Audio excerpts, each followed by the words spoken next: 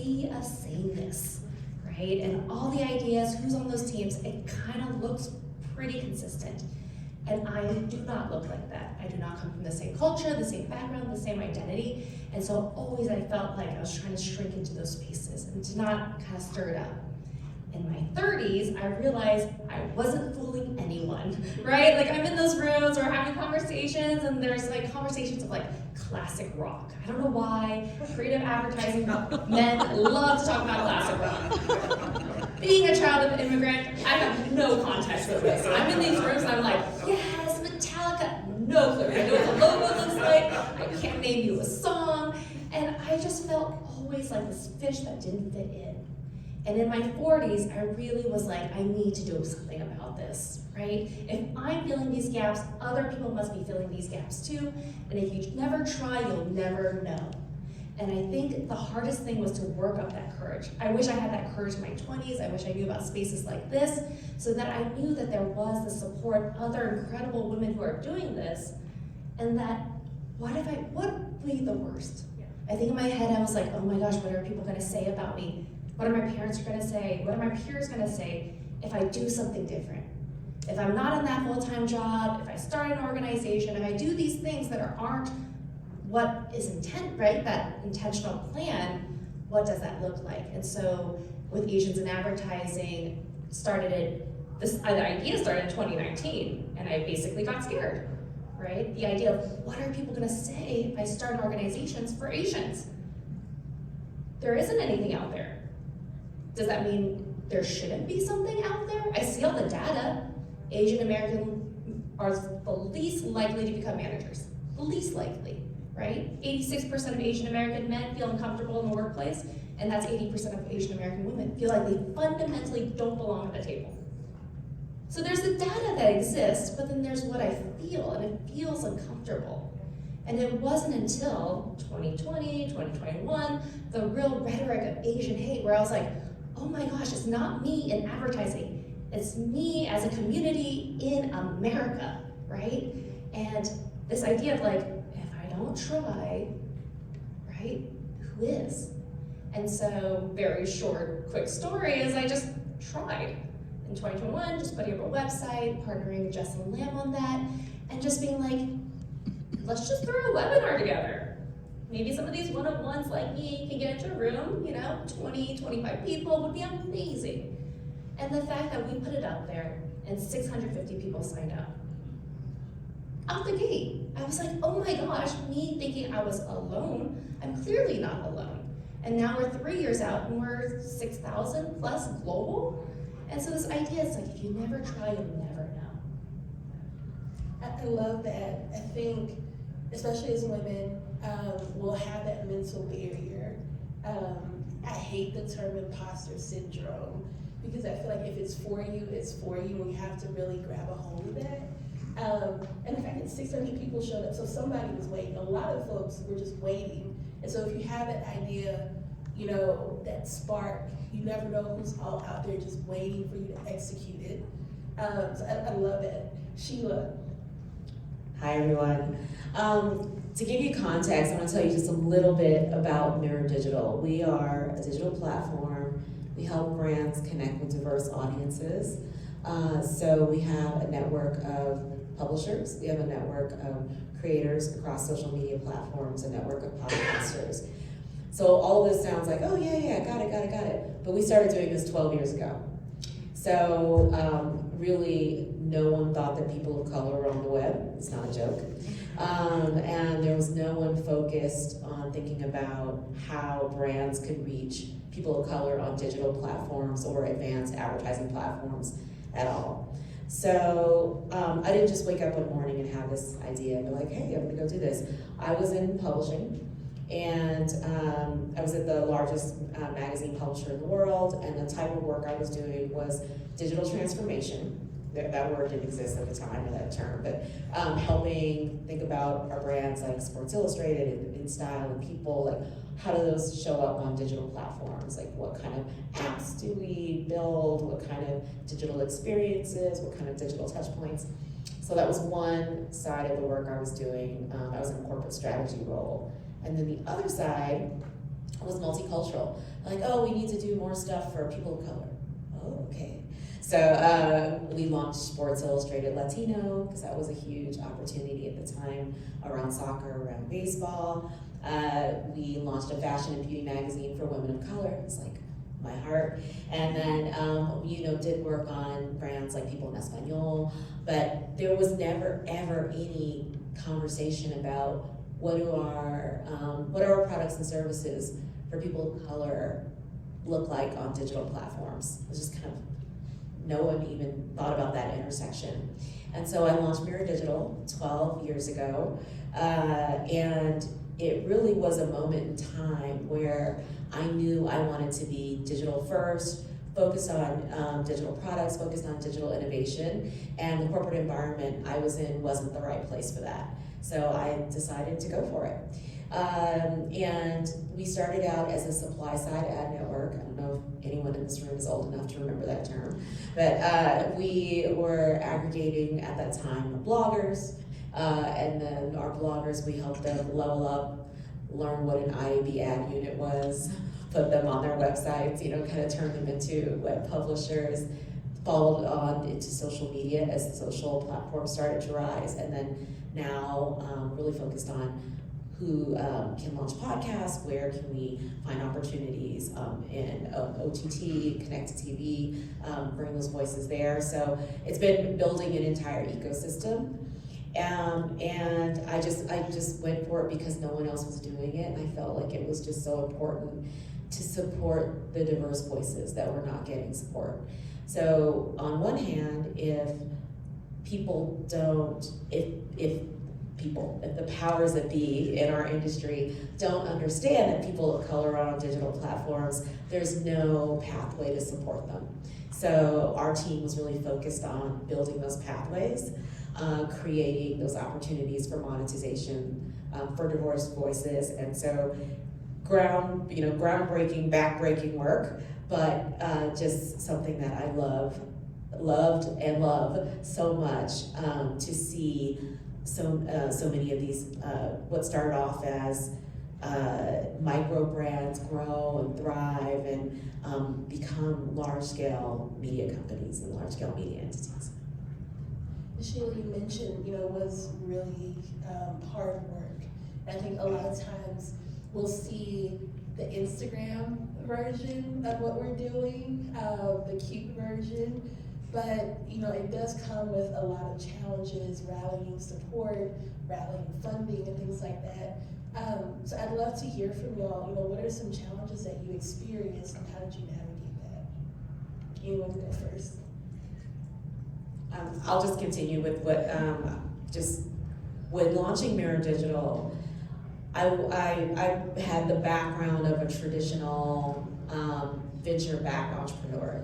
I was a strategy consultant, I was a media banker on Wall Street, I went to a Fortune 10 company to work in corporate strategy for the executive leadership team. When I went to launch Myriad Digital, there were tons of vertical ad networks launching in different spaces, travel, food, you name it. And they were all being venture funded. So I went out with my little deck, raised some money, and started knocking on doors to get funding. And I was absolutely shocked that I did not get any takers. And it was a huge roadblock, and I had to stop and say, can I do this? How can I do this without traditional venture support? My path is not going to look the way my peers from business school, the way their paths have looked. Am I still going to be able to make it as an entrepreneur? And I decided to go for it. And like you said, it was not easy. The Instagram posts don't tell you the basics that you need to have in place. Like, if you don't have money in the bank to pay your rent or your mortgage for a certain amount of time, you're not ready to launch a company and go out on your own. If you can't afford to hire a lawyer or an accountant to help you get set up right, you're not ready to launch a company. So there's so many boxes that you have to check from a financial standpoint, as well as just a, stamina standpoint to be able to launch, because it's a long, long journey. So the question is, what did I not know? Basically. Yeah, I didn't know a lot, right? And I think, starting a nonprofit, being a creative, so definitely did not have your well-versed background. I was very I do creative campaigns, and then I was like, okay, now there's bills, there's finance, there's a whole sponsorship team. There's so many things that go part of it. We not only have events, we have sponsorship, we have a 6-month mentorship program, we have a podcast, we have things throughout the calendar year. And I think the biggest thing I learned was to ask for help. I think as women in the room, as people of color, as children of immigrants, we're taught that we're supposed to know everything, that we're supposed to do it all ourselves, that we have to wear all the hats, run around, learn everything, and you really can't do it all well. And that was a really hard thing for me to learn, to go, I need to ask for help. I need to talk to really intelligent people who know how to do this, and just talk to them, right? And know that I'm not being someone that's being rude, or I'm asking, because culturally I'm not taught to ask for favors. I'm taught culturally to just do. And so this idea of me getting over this idea that, am I rude to ask for help? Am I being impolite? We have so many words for this in Chinese. We have there's so many words for this, because it's not in our culture to do that. And so for me to be like, okay, let me talk to someone really great, who really knows this, and have them show me how to do it, to learn, but also bring them value, right? This is not a take relationship, because that's the part that makes me uncomfortable. It's a give and take. Here are the things I can help you with. Can you help me with these things? Can you advise me on these things? Can I learn, right? Can we learn from each other? And finding those people that you want to support, that want to support you, has really been a pillar for how well we've been able to grow, and how much I've been able to learn and do things better, and ultimately, not for me, but for the community and the work that we're doing forward. So that was kind of my biggest thing, is to learn how to ask. I love that. I always say, when you're hiring, for me personally, I'm hiring people that I feel are smarter than me in different areas, are more well-versed in other areas I'm not. Because I need a team that's going to fill in. Yes, my team is all good, by the way. I need a team that's going to fill in on my weak spots. And I think it's important, again, as women of color, to understand your weak spots and not I feel like understanding your vulnerabilities is actually a strength, right? And it'll help you as you're building out that team, you have that right structure, because when, things get a little chaotic, having the right team in place is the most important. You don't want to be a lone wolf trying to do every single thing. Teddy, what about you? Yeah, we didn't know anything. We didn't know anything. So for those of you that don't know, I have a co-founder. She can be here. She lives in St. Louis. We left our agency rather abruptly. We didn't have anything lined up. We just knew we were out of here. We're going to start this thing. Ask me about that later. What happened there? But yeah, anything we needed or had to get, it was out of someone asking. So, do you guys have a capability center? We're like, yeah, we got that. I want kids. So we're up all night creating it real quick, cranking it out, and then we'll send it out. Y'all have business cards? Of course. Next day in the business, literally no infrastructure for the business, and then you learn, you get your bumps and scrapes, and every day is a learning experience, and we appreciate it so much. It's hard. We don't, like you said, on Instagram it looks good, and when people are like, how's entrepreneurship? I'm like, it's cool, but it's hard. Even as young women, we also have that, we call it the double strike, for women, 3 actually, triple strike, for women of color, or young. So we actually had someone go, speaking of funding and things, presented a proposal, and an older woman literally said, what are y'all gonna do with all that money? Yes. So everything we've done, we bootstrapped, no loans, no grants. So we've been really, really blessed, because I know that's probably not the norm. But yeah, so just learning every day. It's a learning curve, and I think it is really interesting, especially when you're a creative coming into this, and they don't expect you to have much business savvy. When I made my pivot, I was the person, we had exposure to like all the different documents at the agency, and the creatives, they were just like heads down on the creative files. And I was like, what are the account planners doing? Like, how are they budgeting? What does the scope of work look like? And so I would say, you know, if you're in the room and you're thinking about starting your own agency, don't take like your current agency secrets, but observe, you know, the business operations.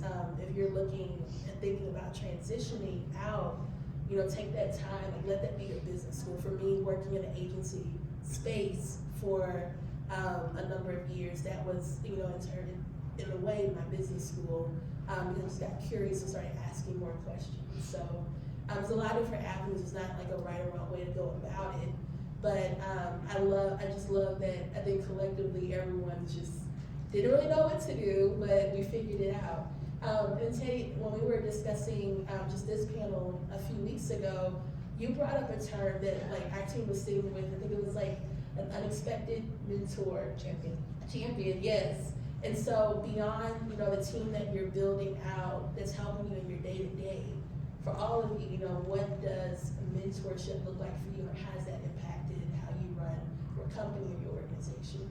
Yeah, for mentorship for me looks, I have like 3. So I have like, this is gonna sound crazy.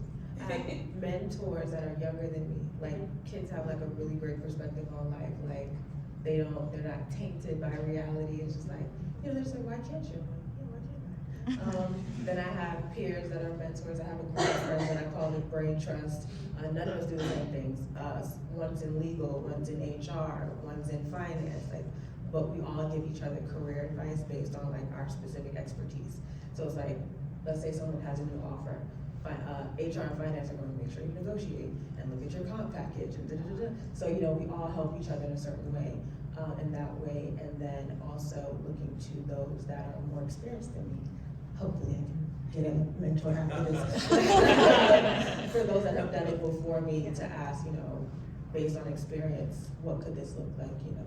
It's a lot of, I say life and experience, like a lot of patterns, right? What are the patterns that you see, and based on the patterns that you know, what could I expect, you know, from that, so. So about 5 years ago, I felt really stuck in my career. I was just like, okay, this is it. This is the ceiling. I already hit it. I'm in my 30s, and this is it. I've topped out, right? And I just, you know, was on Google at my desk, and I was like, what is the secret to success? And I think it was a Wall Street Journal article that was like mentors, and me knowing what the, you know, the dominant CEO category looks like, I was like, okay, Google, how many mentors does the average white male have? Do you know what the answer was? How many do you think? None. 10, 20, 0. No, I look at that. It was like 5.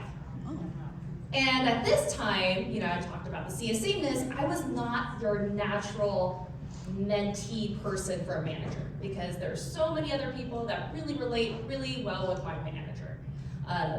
Whether it's sports teams, music we talked about, even kicks, like I had a boss that would be like, kicks, oh hi Brittany, how's your weekend, right? Like, I was not your choice. And so I didn't know how to get a mentor. And at this point I was like, I think I have like half one, maybe, right? Maybe my manager sees me as, I didn't know what it looks like. And this is me like mid-30s going, oh wow, I really gotta figure this out. How do I find these? Where do they exist? What do they look like? How do I get, and I, you know, baby steps. I like would be like, hey manager, can we go to lunch? And I'd be like, I see you as a mentor. I'm just gonna put it out there and see how you take it, because I didn't know, right? Every time I went through one of those mentorship programs after it was ended, I was like, thank you for your time, bye, never talk to you again. Like, I didn't know what that relationship looked like, how to like cultivate it, what was polite or not polite, what was asking for too much.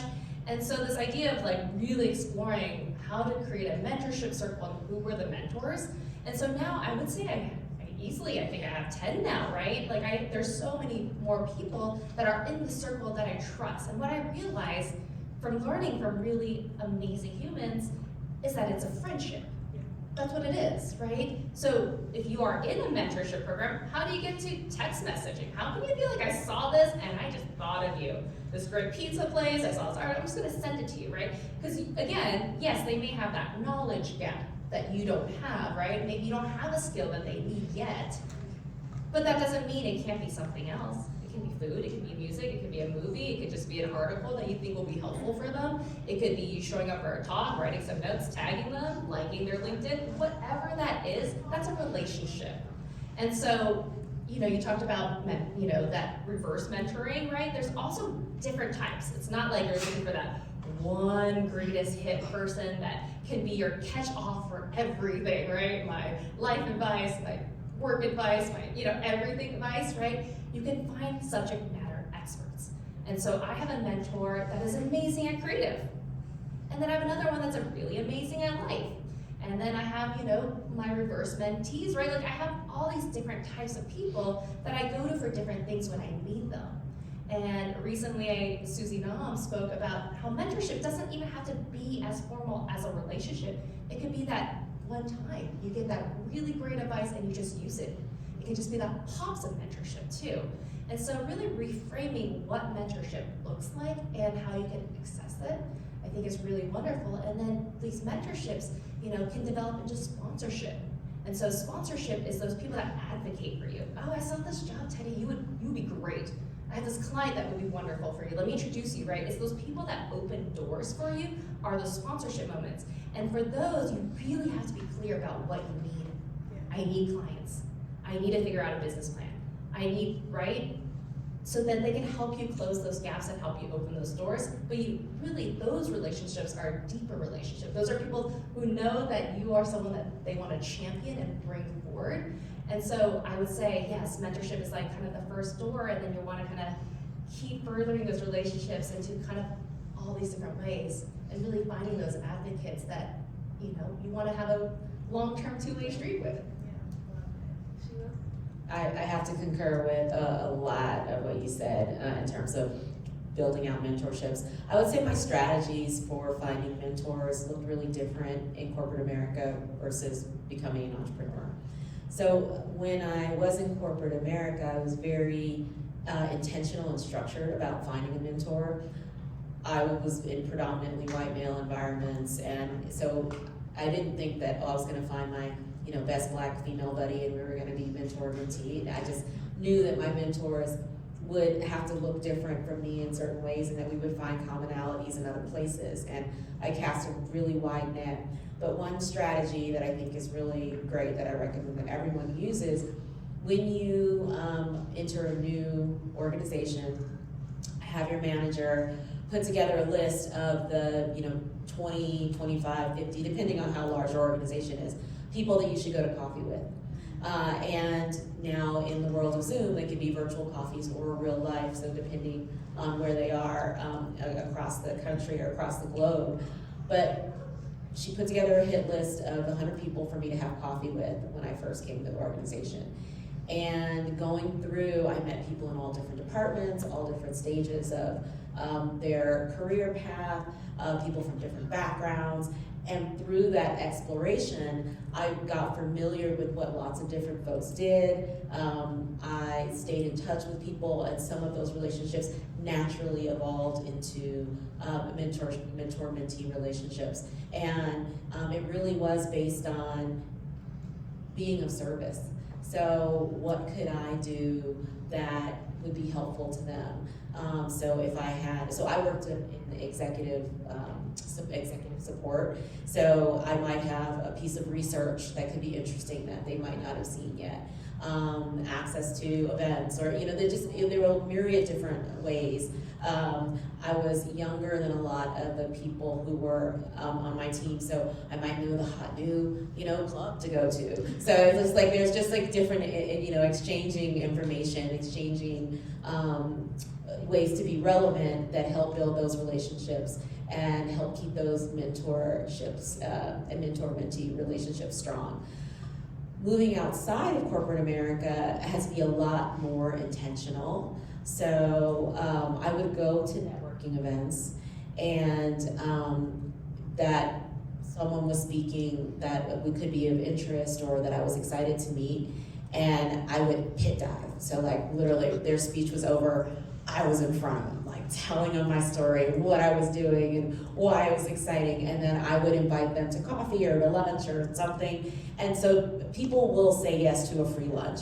And that way I started to identify people who would be mentors. And I met, when I started my company and I moved back to LA at the same time, I met very high-powered people in technology, in venture capital, just by going up and offering to take them to lunch.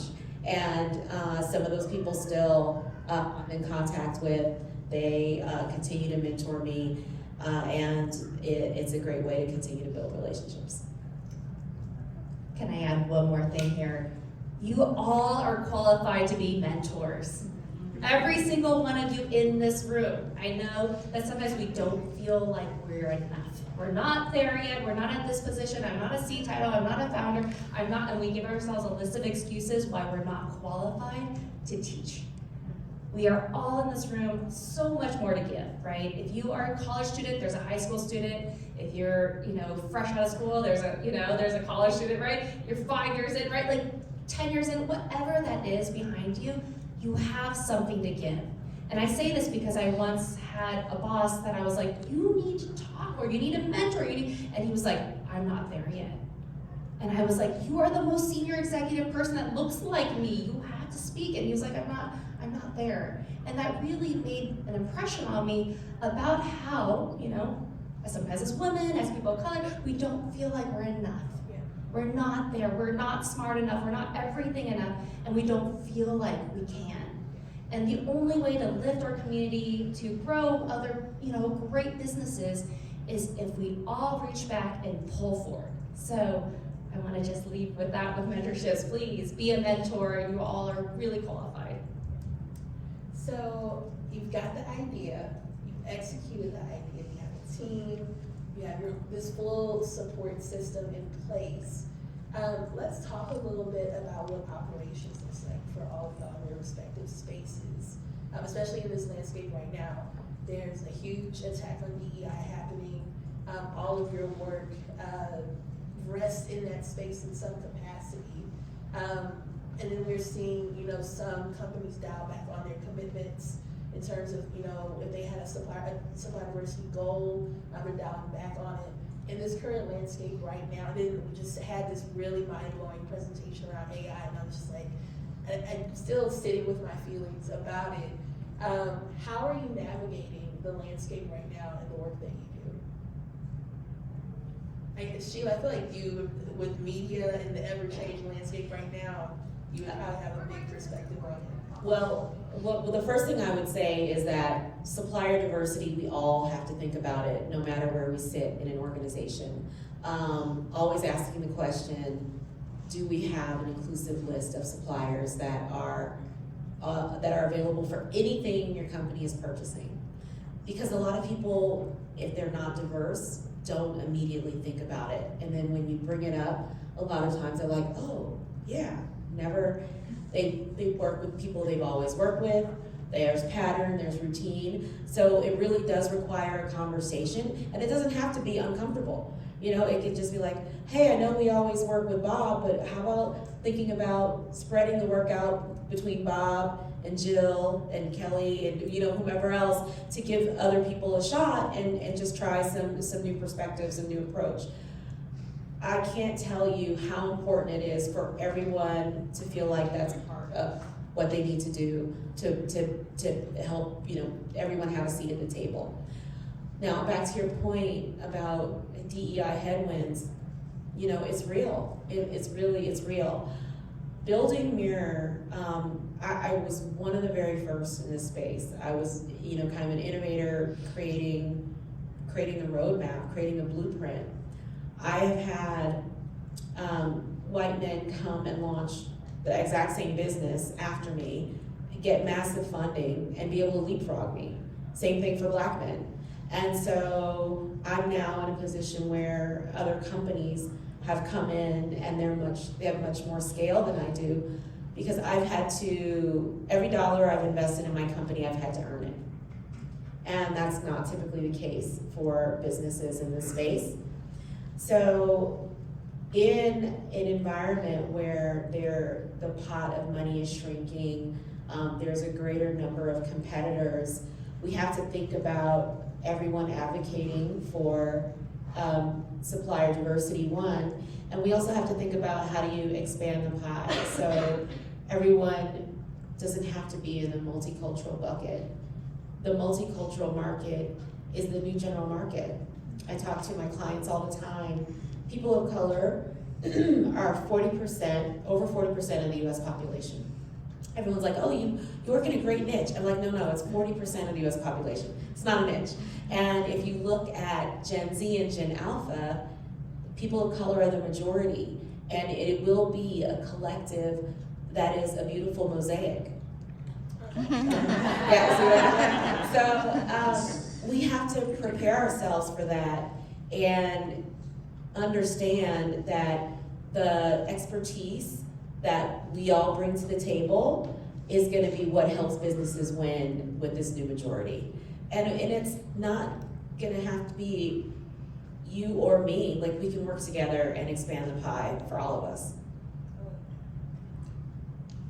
It's 2044, right? Where the minority will be the majority. So it's coming up, right? And we have to learn how to speak up.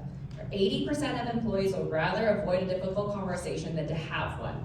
And I'm sure all of you have been on a team where you're like, ooh, like the casting here doesn't look right. Oh, maybe we should get another director.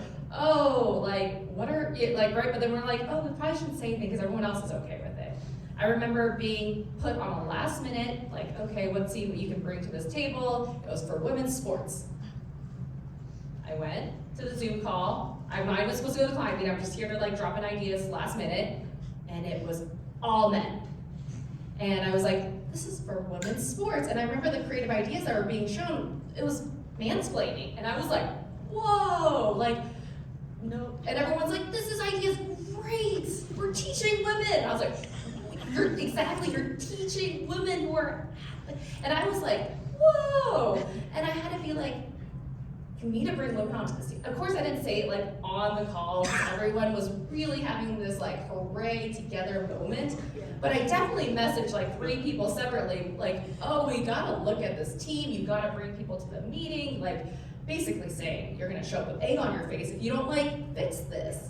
And I know I probably wouldn't have done that. I probably wouldn't have done that 15 years ago, 10 years ago. I probably wouldn't have said anything because you don't want to call anyone out. So I always say, you're not calling anyone out, you're just calling them in, and we can also be very helpful. So if I need a director and my producer only gives me what they know as directors, I can bring in my own list.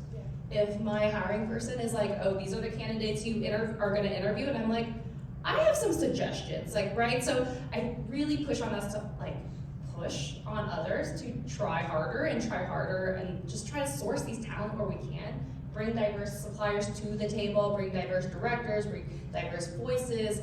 Like, we can make an active approach, because if we don't, 2044 is around the corner, we're already heading that way. So while DEI, some people are saying it's dying, it's not. It's gonna be here. And as much as the pendulum swung one way then the other, it's gonna be here before we know it.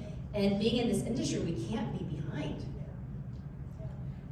And I think we have to remind ourselves that as marketers or advertisers, we're also the keeper of that brand, right? And so I've been in that space, and my team will tell you, I might not say anything, but my face says it all. And so I remember my first agency job. I was in a meeting, and I was for a client, a telecom client, and the AC just was obsessed at the time with the word fleek, like on fleek. She just kept saying over and over. And it was like my first week, and I was just like, girl. But my creative director could see it in my face, and he just said, maybe think about a new phrase now. Like, we've used it already, maybe we pivot. But I think we have to really stand in our power as leaders, as business leaders, as marketers, saying, you know, for the client, we're supposed to be keeping your brand current and relevant. And I've been on so many cleanup campaigns. right? I don't want to be on a cleanup campaign. I want to make sure that you're ahead of the game. So I love that thought process. Teddy, you were gonna also build on it. I always think about referencing like the Beyonce Coachella performance. So it's like if Beyonce can find 12, was it trumpet or trombone players, you can find one art director, one web developer, you can find one. Yeah. So for us, like we try to either suggest ourselves to like agencies like, hey, if you ever need cultural competency, like we can be your girls. Yeah. Or if, let's say we're not capable to do a project because it's web or production, we find other creatives of color, BIPOC, that would represent better for whatever campaign that you're on.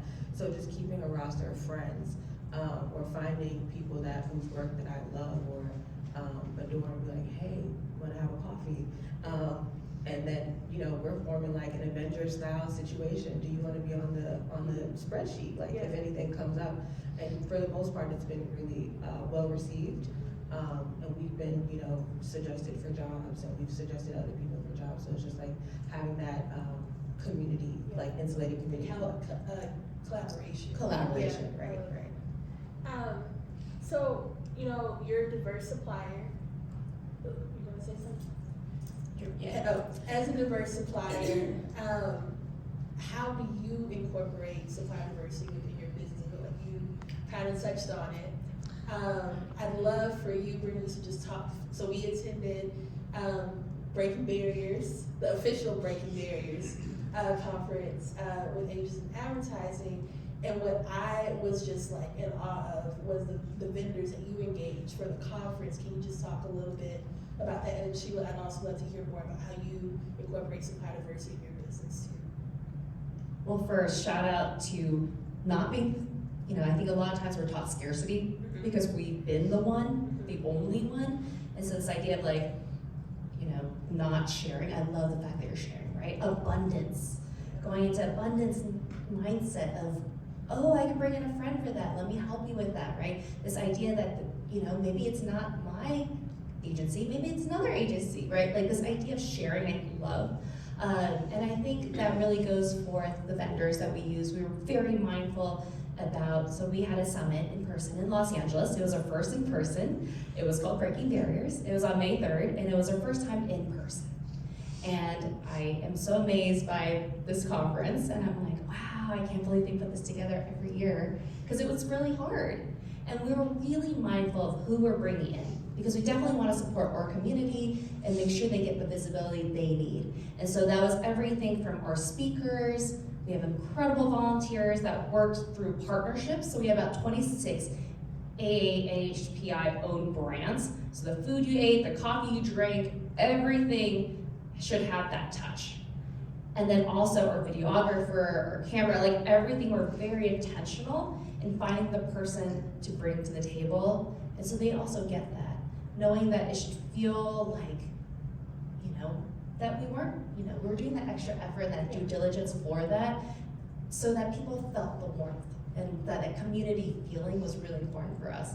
And so again, we're so grateful for the community that works with us, or the people in our circle, as well as all the people we work with, but definitely we want to make sure that we're sharing, constantly thinking about abundance. Admerica, I would say that thinking about inclusion is just part of our DNA. Part of it has to do with the work that we do, and that we are working with diverse creators and publishers and helping them tell their stories, providing an opportunity for monetization. So that's just baseline. And so to do that work well, you have to have folks on the team that not only have learned experience, but lived experience. So we're super mindful of having representation across the organization. We say, black, brown, beige, cream, and everything in between. Like, we want everybody. And because everyone has a unique lens that they bring to the table, and that's important for us to showcase it, learn from it, and bring that expertise to our clients. How that shows up on the supplier diversity side, same thing. We really leverage our personal relationships within our communities to be intentional about bringing suppliers in who represent the audiences that we serve. And it can be everything from the production companies that we hire, who caters a lunch, the restaurants that we patronize for an event. So we're always have that mindset so that we are inclusive across the board. So, not every restaurant is going to be minority owned or diverse owned, but we want to make sure there's a good mix and that we're being really mindful of how we're spending our dollars and how we're recycling those dollars so that we can help the next diverse owned business continue to grow and thrive. And so thinking about the next generation, if you could think of 1 to 2 things that you would say to yourself when you first started, knowing everything that you know now, what would it be? I need more time with that. Okay, I did not send this question in. I would just say you have to go for it, go hard and go fast. So I spent a lot of time not asking for help. So again, wanting to look like I knew what I was doing and concerned about showing any chinks in the armor, and that I wanting to really have a strong facade, and I did a disservice to myself.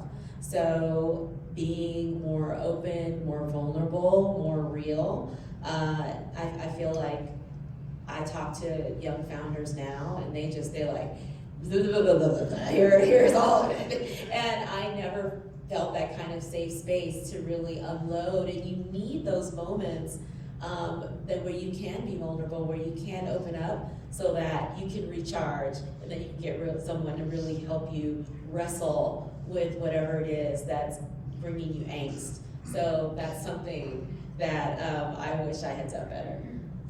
Yeah, I can say, there's this quote that I saw recently. It says, thinking doesn't help you overcome fear, action does. So I would say, like, whatever you're thinking of, just start scared, start afraid. Fear is good. Like what they say, it keeps you from harm, keeps you safe. Yeah, I would say that, because it was, we've toyed around with the idea of starting an agency, but it's scary, because it's like, okay, where's the next paycheck gonna come from? And we luckily, we didn't poach anybody. But after we left our agency, 2 clients found out that we were leaving and left with us. So it's like we didn't have a plan, we couldn't see anything, and then like little by little the steps just became clearer and clearer. So do it scared and just have faith in yourself and just enjoy the journey. I guess that's 3. I'm sorry. I wish so much we could actually go back in time and give ourselves these pep talks. There's so many things I wish I could tell my younger self. One of those things in particular is head down, work hard, and you will succeed is a myth. That does not work. I was definitely that person that was like, I'm gonna work so hard, people are gonna notice me, I'm gonna get promoted, and those things are just gonna be so natural. And I remember so many times where I'm like, why didn't they notice me? Why didn't they see my value? Why didn't they promote me? Why did they promote that person? That person clearly didn't work as hard as me.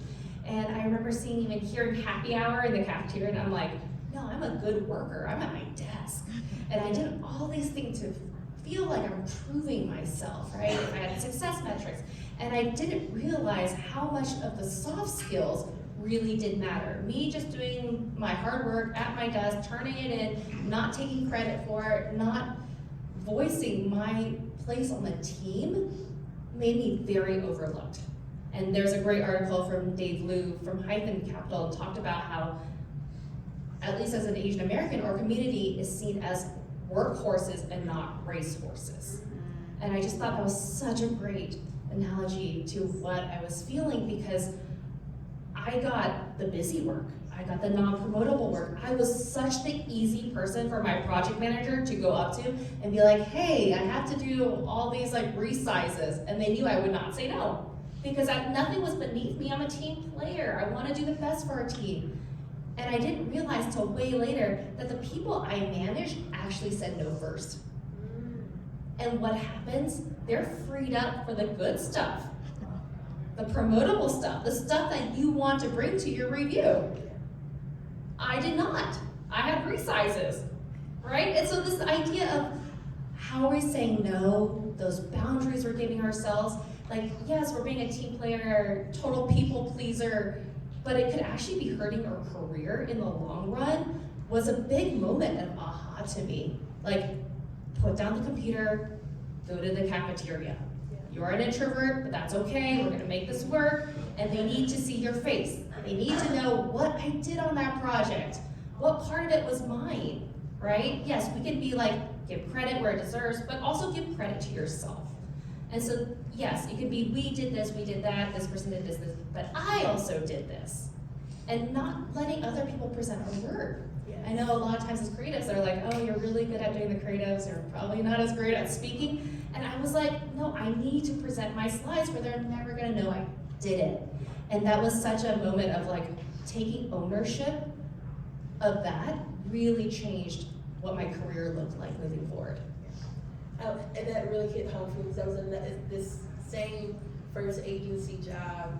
A senior creative presented my work, but if you know me, you know I'm a bit more bubbly than most, and he just presented it so flat, and the student was like, how did you feel like it went? I was like, honestly, I felt like I could have presented it better. It was my idea, and I just didn't think he brought it to life in the way that I would have brought it to life. And he was like, okay. And then the next time, he said, okay, well, go present. And I thought he was going to give me a warning and let me know, but he didn't, but I was ready. I think that's something that's really important. If you're in the work and you're immersed in the work, you know it. You should be comfortable and confident enough to stand up for yourself and advocate for that work. So I love that. I don't have a timer up here, so just wondering, how are we on time? 11:35. 11:35, okay. So I'm gonna give one last question and then we'll open it up for your questions as well. When will you say, I'm done? I accomplished what I sought to achieve here. Maybe it's on to the next, maybe it's nothing at all, but when will you be able to, do you feel like you'll be able to say, I'm done here? I think that's a great question, and one that I've been wrestling with because I keep moving the goalposts. So, you know, we've been fortunate to have tremendous success. I have a team of about 50 people. We've been named to the Inc. fastest growing company list, Ad Age, best place to work, Inc. best place to work. 8 figures of revenue, just all of these things, amazing things have been happening.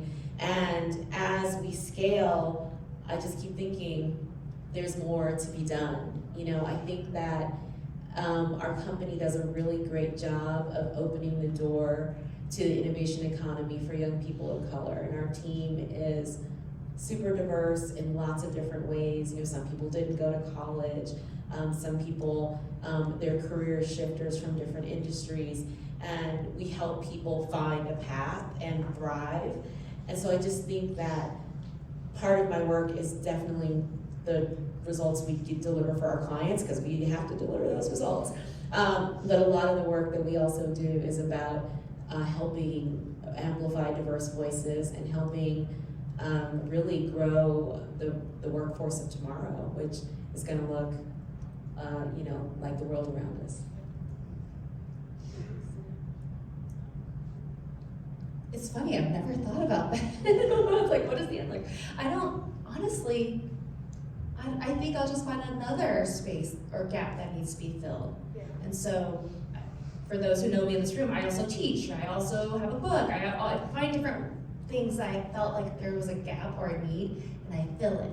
Yeah. And so, if it's, you know, maybe I'll be done with one project, but I think I'll be on to the next project, and on, because I think as a creative, we're problem solvers, right? We're like, oh, maybe that we can fix that. Yeah, and I think that's how I look at life about, you know, what kind of world do I want to leave for my tiny humans? What would younger me wish I really had? Like, and I feel like I'm always trying to solve a problem. Yep. And so maybe I'm not solving it in one way, but I think I'll keep trying to solve different problems all the time. So maybe never. But it also keeps me pretty fresh. It's a creative thing, for sure. When I have a yacht, Yes. I just started, so I can't really say, but I know that I feel called to serve and be of service. Yeah. So even if it's, Fortune, whatever, however we build Overture, I don't think that I'll be done. And even if I'm not serving there, I'll be serving somewhere else in some capacity. I love that. Well, thank you all for your time and sharing your stories and your expertise. I know we're close to time. I think we're like right at time. So we might have maybe 1 or 2 questions if anyone has. So, about 5 minutes? 7. Okay, cool. We have maybe 3 or 4 questions. So I'll jump in. I see.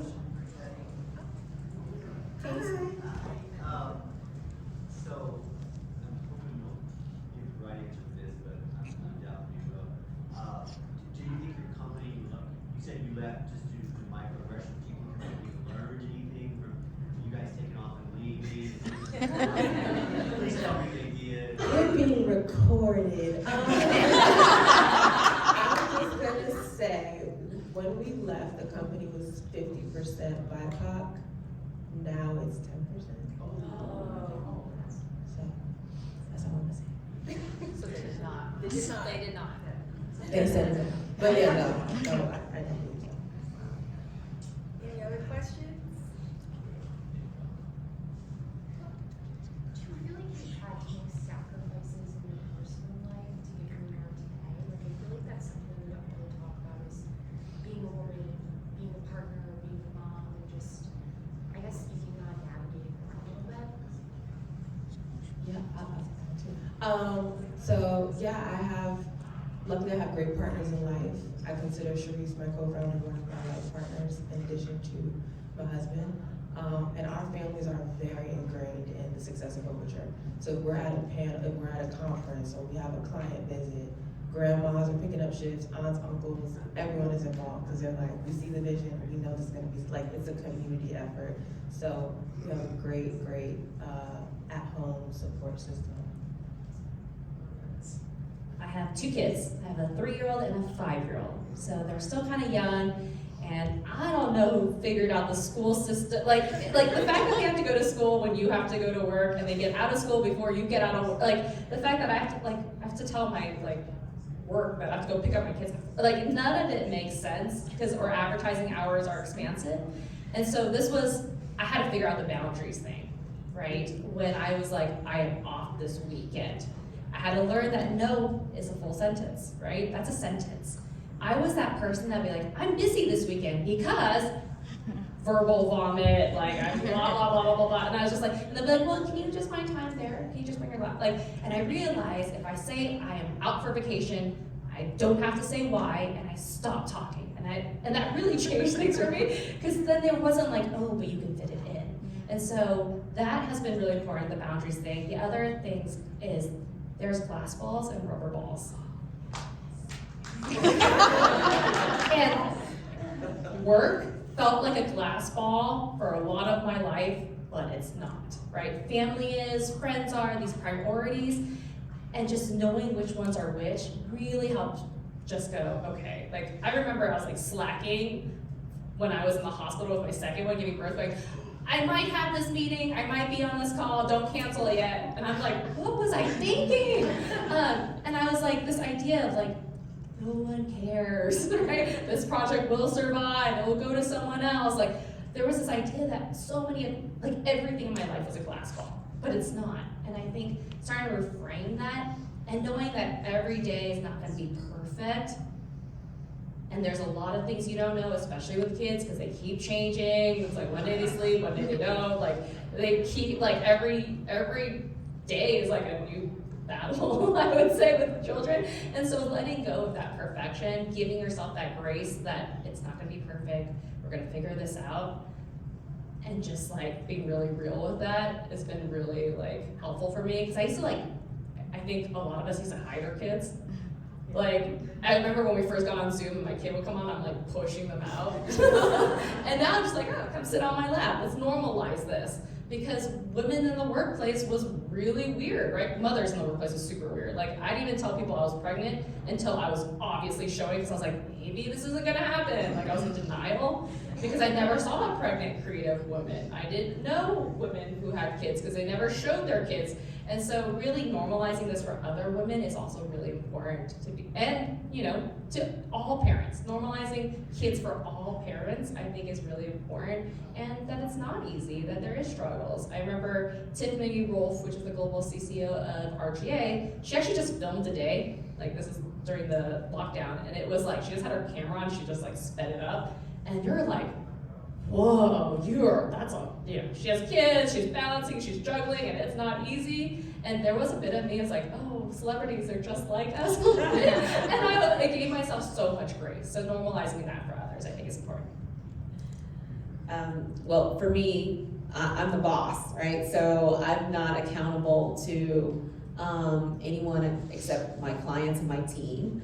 And so I do push myself really hard, and because I have big ambitions. So in terms of thinking about making space for my family and my husband and my friends, I really think about not work-life balance, but work-life integration. So business trips, my husband will often travel with me. He's a cinematographer, so if he's on set, you don't see him. If he's not on set, then he would be here, wandering around the hotel. So just finding ways to create space so that I do get to see my sister, I do get to see my mom, I do get to see my friends, I do get to see my husband, because I work a lot. And as an entrepreneur, that's just the way it's going to be. I mean, similar to what Teddy's saying about, how it's a family affair, like everybody has to get involved, because you only have so many hours in the day, and the deliverables are the deliverables you set for yourself. And so I wanna not just hit those, but knock them out of the park.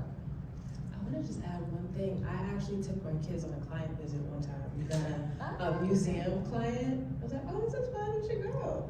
And it wasn't like a strategy or anything. The client was actually like, I just love meeting your kids. They were so great, your husband, it was so nice. And we formed a really good relationship, so sometimes they'll help me. One more question. I had a question. I guess you all, the three of you, are actually working either whether it be client relationships or partnerships. And I know DEI is becoming a facade for some. So how do you weed out those partnerships that are just doing it just to do it, and just to say that they check the box for DEI, and those that are actually committed to the work that they want to present and move forward with you all? That's hard. I think we take into account where people are on their journey. So on a scale, and not like being judgmental or anything, just asking certain questions, because we do have certain questions that we ask, and given like the scale where they are, it's like, okay, maybe we can work with you, and you're open to hearing our recommendations. Maybe you should say that. Maybe we should bring in a subject matter expert on a specific Native American tribe to speak on. Like, if they're open to that, great. But if it's like all men in a women's sports thing, they don't want to hear anything, then we kind of, which is great about owning your own thing, because you're like, no. We can't work with you. But definitely taking into account where they are on their journey, and if they're open to learning and feedback and going, oh, okay, I didn't think about it that way. So that's kind of what we are. I would echo that. I definitely think about where are my clients. So when I go in and pitch what we do at Myriad Digital, sometimes you're at the very beginning and you're saying, hey, people of color are 43% of the US population. They go to school, they go to work, they drive cars. You're very, prescriptive and just helping people just start to conceptualize the diversity that exists in our country. And then there's some people who are super advanced and have personas along lots of different dimensions, race and ethnicity being one of many. So depending on where your client is, it dictates what kind of conversation we have and what kind of media opportunities we'll present for them, knowing that it's a journey, you know, it's absolutely a journey. But when you say what's real versus, you know, kind of what's just checking the box, that depends on the size of the insertion order, right? So if someone's checking the box, I'll see that in the kind of financial commitment that they're putting behind the media that we're placing, versus if someone is really committed, they're not just showing up a Hispanic Heritage Month, or Black History Month, or AA and HPI Heritage Month. They're showing up and they're consistently investing in the communities and building a relationship. So they don't have to say it, their actions show it. I was gonna say, to add to these great points, is to bring data. Why is it important? Because I think a lot of times if you are the one, or you know, they haven't thought this way before, and it could sound very subjective and emotional coming from someone that looks different. I say, then you bring in the data. Why is it important? What is the success rate by doing this? And no one can argue with facts and stats, right? Then they're like, oh, you are thinking of us, you are preparing for us. That just makes sense we do that. Yes, that makes sense. Authentic storytelling should come from the community that the story is about, because it's seen successful before and all the ways it hasn't been successful. And so I feel like, me being very hopeful here, that everyone I've done that with, maybe they haven't thought that way, but when I present it in a way that it just makes financial sense, it just makes statistical sense, they're usually on board with making that change and really kind of opening their mind about why this should be an ongoing effort, why the casting needs to be different, and why we have to really take a deeper look on why we're doing things. I think that is a good note to end on. Thank you, ladies, for your time today. Thank you all for being here.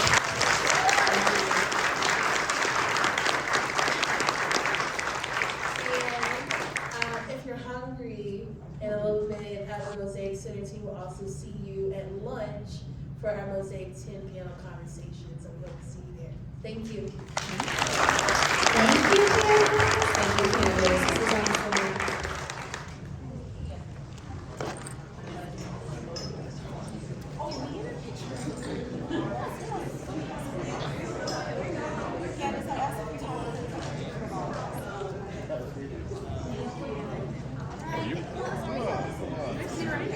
This is awesome.